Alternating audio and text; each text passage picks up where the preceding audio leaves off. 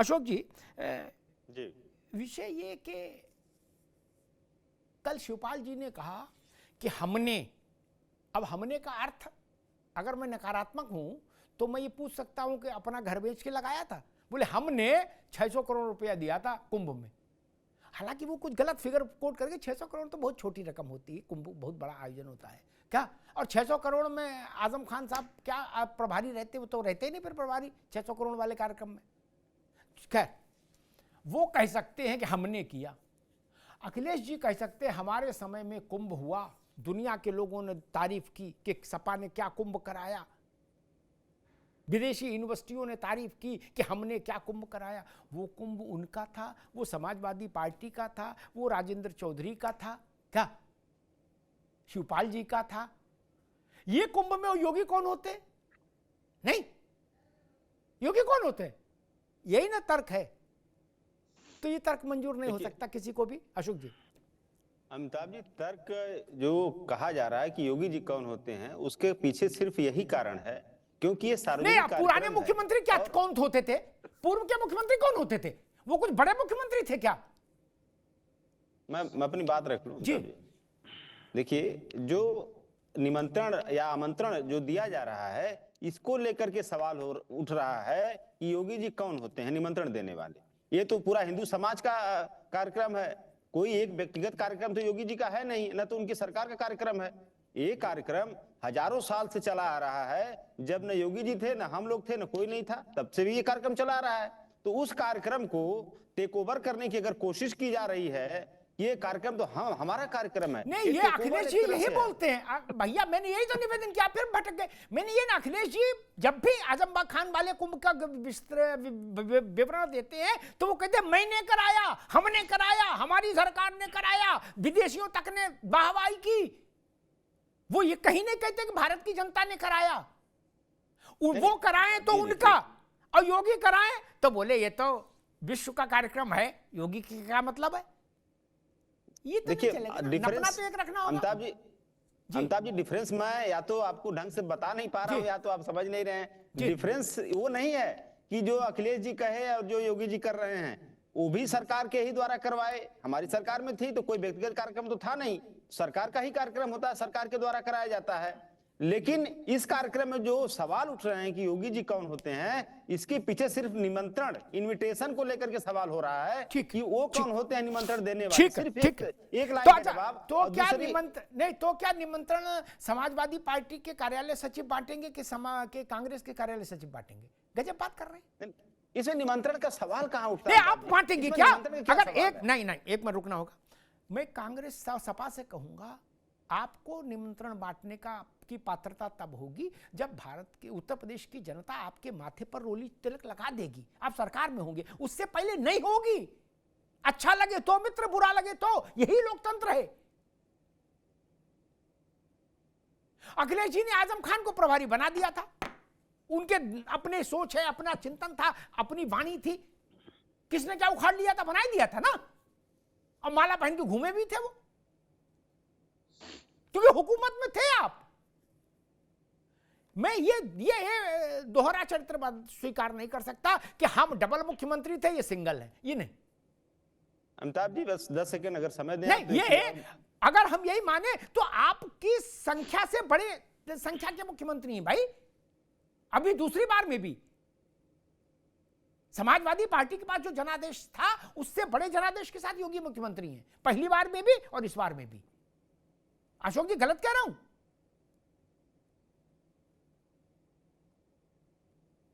जी, 10 second आपको दिए, फिर अमिताभ जी, अगर ज्यादा बड़े जनादेश से मुख्यमंत्री हैं तो क्या अगर इनके द्वारा कोई ऐसा काम किया जाएगा जो उचित नहीं हो तो उस पर सवाल उठना बंद हो जाएगा? क्योंकि अरे ये तो प्रचंड बहुमत से आए, इनके ऊपर सवाल नहीं उठाना है। ये आरक्षण लूटते रहे, सवाल नहीं उठाना है। ये महाकुंभ को टेक ओवर करने की कोशिश करें, सवाल नहीं उठाना है। अभी हमारे भाजपा के साथी ने कहा कि वैदिक काल में होता था, निमंत्रण आमंत्रण दिया जाता था।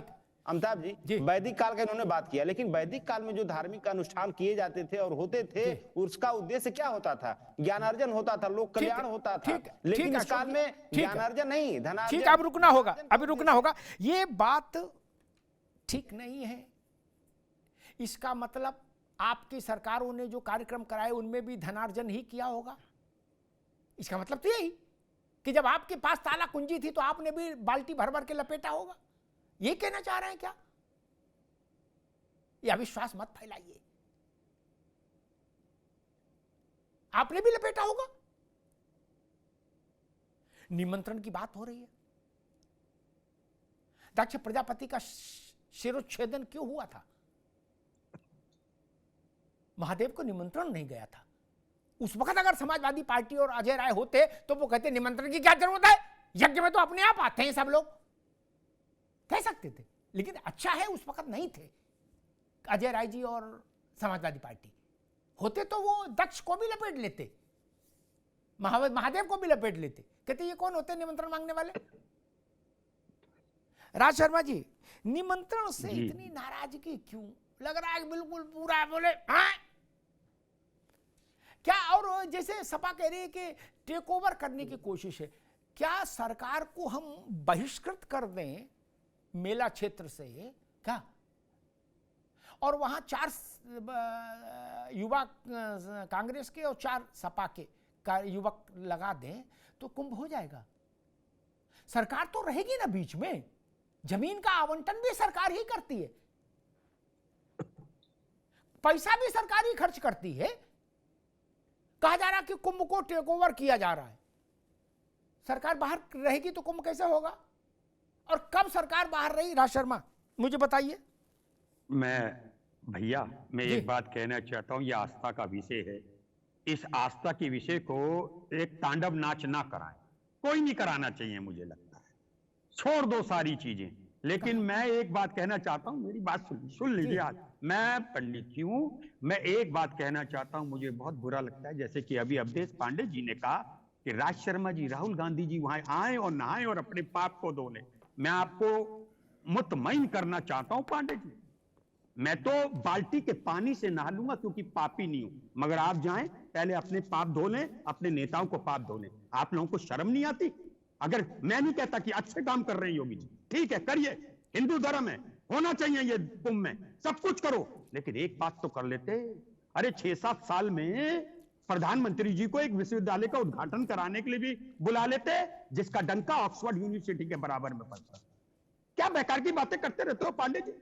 और अभी राजनीतिक विश्लेषक साहब है, मैं आपको कहना चाहता हूं अरविंद भाई, हमारी बात हो सकती है कि हम कहीं पे बचाने के लिए अपनी पार्टी को डिफेंड करें, आपको देश को डिफेंड करना है। आपने कह दिया एक नेशनल पार्टी के प्रेसिडेंट को वो सट्टा बैंड की तरह, अरे वो सट्टा बैंड आप कह रहे हो। उन्होंने अभी अमिताभ भाई ने अच्छी बात कही कि वो तो पार्टी के संग विचारधारा बनी, आप अपने बारे में क्या कहेंगे? आप तो पार्टी के प्रवक्ता, बीजेपी के प्रवक्ता बन के बोल रहे हैं। आपको मैं क्या कहूं, मैं वो शब्द नहीं कहना चाहता क्योंकि फिर अगर मैंने भी कह दिया तो गलत होगा। अब मैं एक बात कहना चाहता हूं अमिताभ भैया, एक बात मैं कहना चाहता हूं, बुरी लगे तो निकाल देना, अच्छी लगे तो है ना, आपका नाम हिंदुस्तान में टॉप में, टॉप में, बस मेरी दुआ है बना रहे, बना रहे, बस बस मैं और कुछ नहीं कह रहा हूं, मैं गलत भी हो सकता हूं। आपका टॉप है कि आप बायस नहीं होते हो, कभी कभी आप हो जाते हो क्योंकि आसपास से आते होंगे स्टूडियो में, कहीं कोई नेता बगल से निकल गया, उसकी नेगेटिविटी आ गई, वो हो सकता है। लेकिन मैं एक बात कहूंगा, कुंभ हो रहा है, चलो होने दो। किसी भी राष्ट्रीय अध्यक्ष को, किसी भी पूर्व मुख्यमंत्री को ऐरे गहरे शब्दों से पुकारोगे, मैं आज की बात कह रहा हूं, तो पांडे जी आप कितनी भी गंगा में नहा लो, पाप तो नहीं धो रहे। मत कहो किसी को। ठीक है राज भाई, ठीक। कौन हो आप और मैं पाप धोने वाले? ठीक है, ठीक। और सर वहां ब्राह्मण भवंती, पांडे जी मेरी बात दूर तक जाएगी, जहां बॉल फेंक रहा हूं वहीं जाना, सर वहां ब्राह्मण भवंती, इससे आगे कुछ नहीं कहना चाहूंगा। बस ठीक, नहीं इतना बहुत है, समझना, बॉल फेंकी, काफी कह दिया। अरविंद जी छोटी टिप्पणी, फिर अवधेश जी के पास जाऊंगा, क्या कह रहे हैं आप? जी मैं 10 सेकंड में मैं पूरा करूंगा। एक तो व्यक्तिगत मेरा नाम लिया, मैंने राष्ट्रीय अध्यक्ष के लिए नहीं कहा, प्रदेश अध्यक्ष के लिए कहा, तो आप सुधार लीजिए। प्रदेश अध्यक्ष के लिए कह रहा हूं।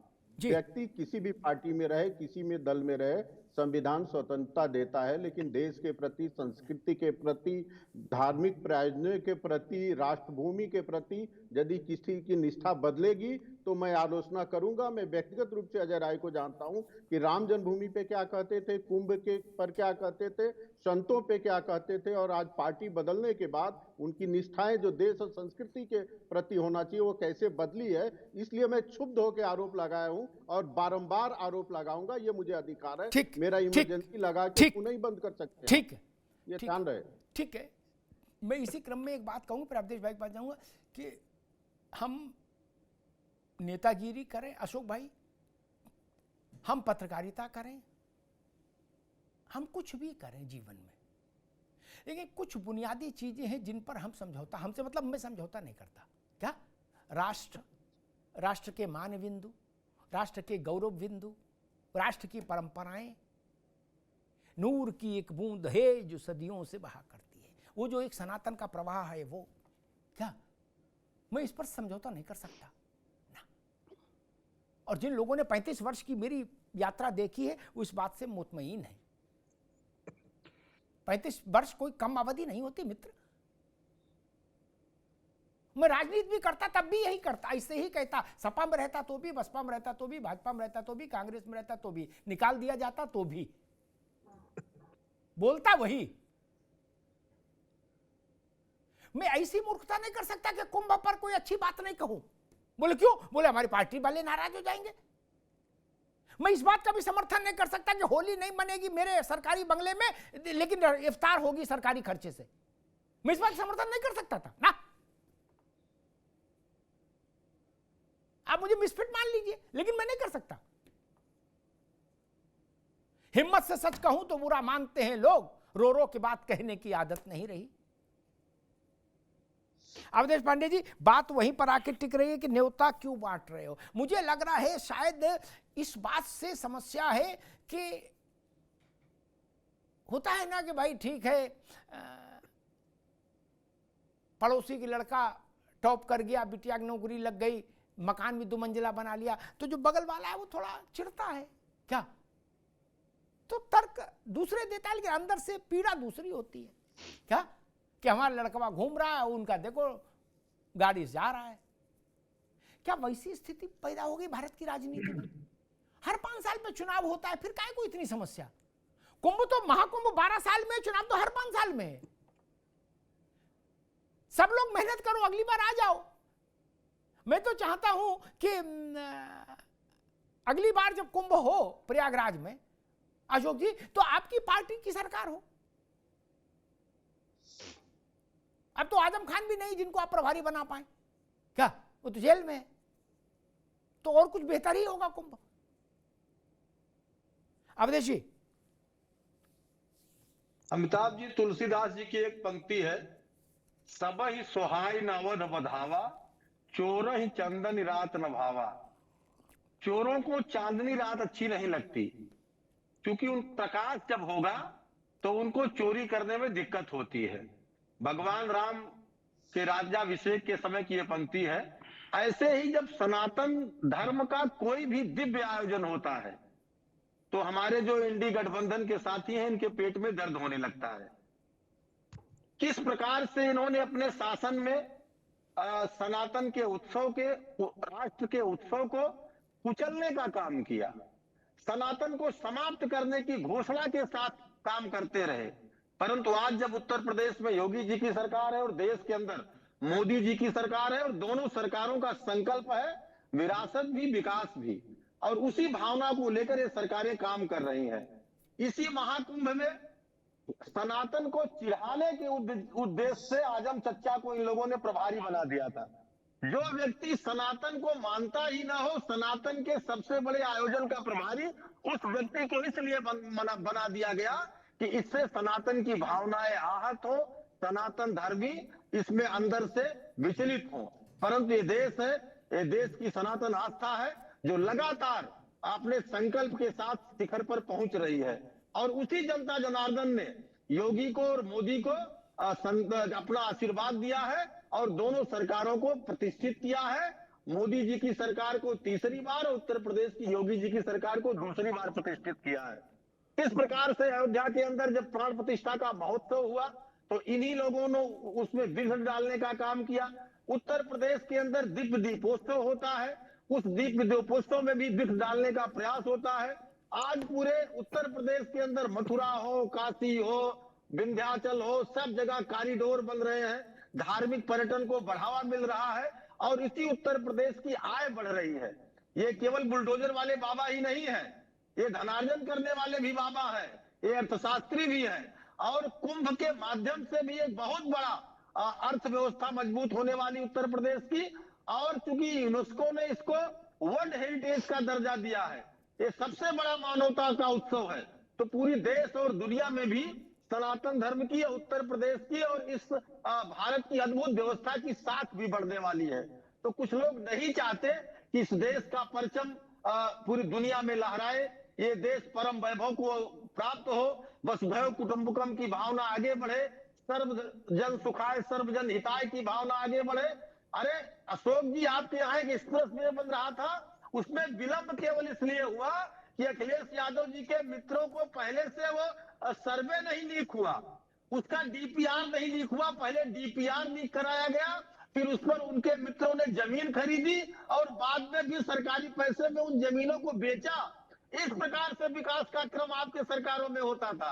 आज अब आप महाकुंभ पर सवाल खड़ा कर रहे हैं, तो जितने भी प्रकार की संस्थाएं हैं, चाहे वो कैग हो, चाहे ऑडिट की जितनी भी प्रकार की संस्थाएं हैं, देश की और प्रदेश की किसी भी एक व्यक्ति पर एक पाई का भ्रष्टाचार का आरोप नहीं है। और आपकी सरकारों में, बसपा की सरकारों में, कांग्रेस की सरकारों में नक से लेकर सिख तक भ्रष्टाचार में आतंक डूबे थे आप सब लोग। कौन सा सिद्ध हुआ बताओ, भ्रष्टाचार कौन सा सिद्ध हुआ कांग्रेस की सरकार का?